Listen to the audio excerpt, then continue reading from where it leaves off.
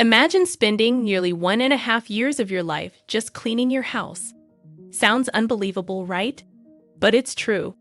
On average, we dedicate between 2 to 4 hours every week to cleaning, which adds up to about 12,896 hours over a lifetime. That's a lot of precious time that could be used for other things. Now, let's talk about the frequency.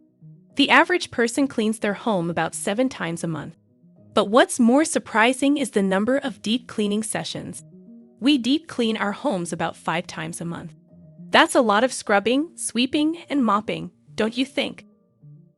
Did you know the average person spends nearly 12,000 hours cleaning their home in a lifetime?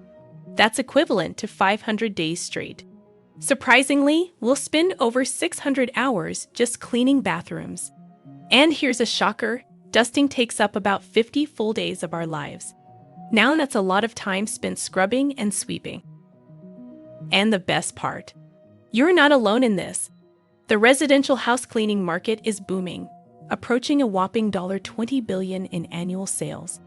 With an expected annual growth rate of 20%, it's clear that we're all looking for ways to make our homes cleaner and our lives easier.